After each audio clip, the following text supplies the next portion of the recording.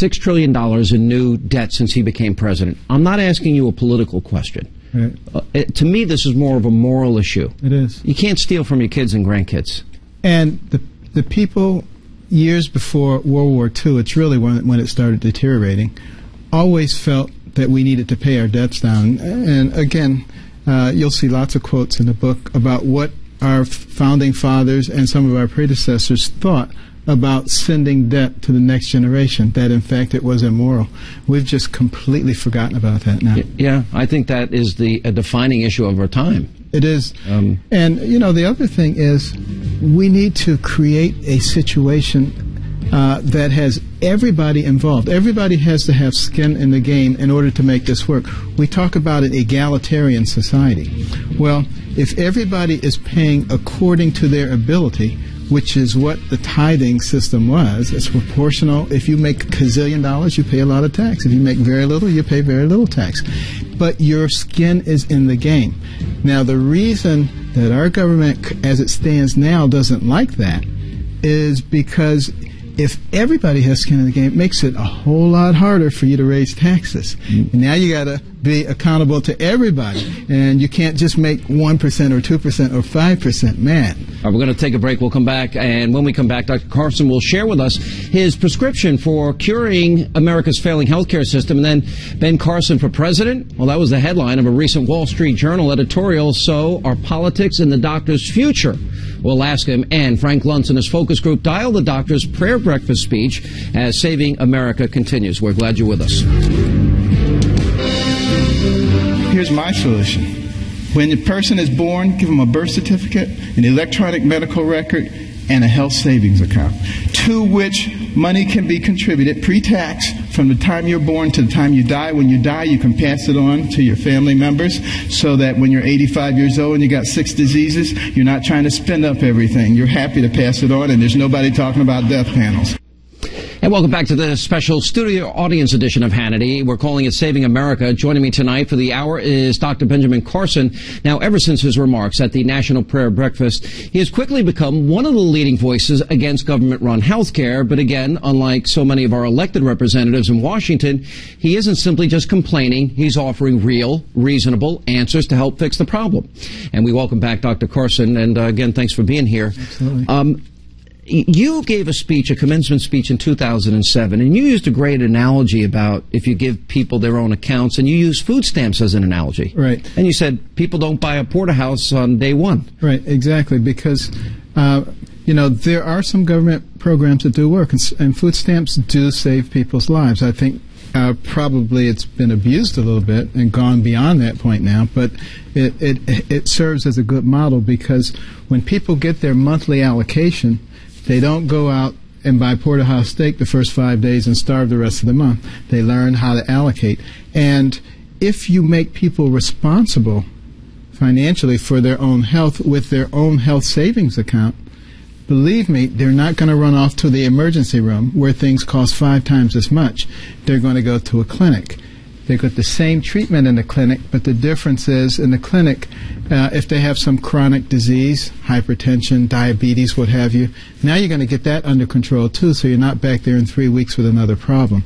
So it begins to make a great deal of difference. Also, with the health savings account, you are going to develop a relationship with that healthcare provider. It's not this big nebulous third party. It's you and the provider. And you're not going to allow that provider to say you need 5 CT scans when you only need 1, nor is he going to suggest that because he knows that's coming directly out of your HSA. And it's going to bring medicine more into the free market because people are now going to be competing. And this is the way it should be. You know, it's interesting. I have never been able to figure out. Government never put our Social Security money in a lockbox like they said they would. Medicare's headed for bankruptcy. We talked about the debt, $16 trillion. Why do you think so many people put their faith, hope, trust in government to be the answer? And what do you think of Obamacare?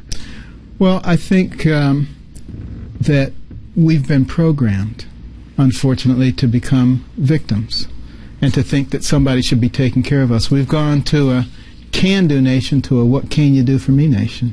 And we start inculcating that into people at an early age. You go to schools now, and They don't want to give the outstanding academic award because everybody's outstanding. And don't want anybody to feel bad. Come on, give me a break. But you start all of that stuff. You can't play dodgeball either, doctor. You can't keep score. So it perpetuates itself throughout their lives. And all of a sudden you wind up with a bunch of people who want to occupy everything because, it's theirs anyway. You didn't deserve that. It should be mine. Doesn't that go back to a lesson that you say your mother taught you about you control your destiny? Absolutely. And these health savings accounts? And you even said people that are poor and indigent, right, that there would be a way to help them. Right, because the government is already spending enormous amounts of money on healthcare dollars on indigent people. Taking not all of that money, only a portion of it, but divvying it up into people's HSAs, over which they now have some control, would make a huge difference. Now, will it be necessary to do some fine-tuning, and will it be necessary to create some encouragements for people who are not indigent to put money into their HSAs, to encourage their employers to put money into their HSAs? Yes, but these are all things that we can work out. What we need to do is get out of the framework of as soon as somebody's saying something, say, no, that can't work, that's why I can't, and say, yeah, that can work, and here's how it can work. And if we begin to put our minds together and understand the concept that we're aiming at, and that is bringing some personal responsibility into the healthcare arena, we can solve that problem. We got to get over the ideology. If we strain everything through an ideological screen, we will never make any progress. Let me ask you, how many people in our audience, if I can get an audience shot, think that if the Republicans articulated what Dr. Carson is saying, you're laughing. How many of you think Obamacare maybe wouldn't have passed? Show of hands. So there's a failure on the political opposition side of that debate too then. And I don't know why that is. I don't know either. I'm not sure why they're not coming up with the right kinds of answers here. Well, that dovetails perfectly into our next segment about your potential political future. When we come back, Carson 2016 has a nice ring to it, but are politics in the doctor's future? I'll ask him. Plus, Frank Luntz and his focus group, they dialed Dr. Carson's prayer breakfast remarks, and wait till you see what caused the dials to go through the roof across party lines. All of that and more as our special studio audience edition of Hannity rolls on. And welcome back to the studio audience edition of Hannity, and tonight we are focusing on saving America with a very special guest, Dr. Benjamin Carson. Now, he is the director of pediatric neurosurgery at Johns Hopkins University. Now, his remarks at last week's National Prayer Breakfast not only set the blogosphere on fire, it also resulted in many asking him to consider a run for elected office. Now, that includes the Wall Street Journal editorial board, which recently published a column that was titled, quote, Ben Carson for President. Now, in just a moment, I'll ask him if he has any plans to pursue a career in politics. But first, pollster Frank Luntz recently convened a focus group of California voters and asked them to watch and dial the doctor's popular speech. Let's take a look at this. Sean, the words of Benjamin Carson have really struck a chord with a lot of Americans. We're here in Los Angeles with a group of swing voters, and we want to know what they think of his language. But before we go to them, let's go to a clip that dialed particularly well. Remember, the red line represents swing Republicans, the green line swing Democrats. On the deficit and debt, man, does this guy score well. Our deficit is a big problem. Think about it. And our national debt, $16.5 trillion. You think that's not a lot of money? Tell you what, count one number per second, which you can't even do because once you get to 1,000, it'll take you longer than a second. But one number per second. You know how long it would take you to count the 16 trillion? 507,000 years. More than 500,000 years to get there. We have to deal with this. Clearly that language connected. Now tell me, Dr. Carson, what was so powerful? Give me a word or phrase to describe him. Passionate. Articulate. Sincere. Bold and real. Analytical. Self-reliant. Truthful. Sincere. Believable. Provocative. Is this the kind of guy that you want to see in politics? Is this the kind of guy, yet why yes? He's a guy he speaks his mind, and he's very open-minded and why yes? Passionate. He speaks for physicians, I think, basically. I liked his sense of fairness. I felt he was very fair in what he was saying. What is it about him that cut across partisan lines? You never see that in politics these days. He seemed to care. He seemed to genuinely care about what he was talking about. To me, he was just like me. He was just a regular, ordinary person. Do you think that he was too aggressive? The president was there. Some people thought that it was inappropriate for him to say what he said. You're nodding your head no. You think it was appropriate? I think it was appropriate because you have to hit on the topics that people want to talk about, and we can't keep candy coating everything. So, and this is our country. What does that mean?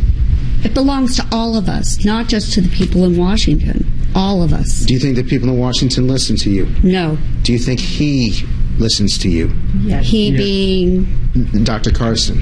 Yes. So there's a language there. Keep going. And like you said, it's un-American to bite your tongue, to hold back and not say what you think. You guys agree with that? Yes. It's a good way to get out of the segment. Sean, there aren't many people right now who have the language to connect to the American people, whether it's American values, as you speak of, or common sense, as she spoke of.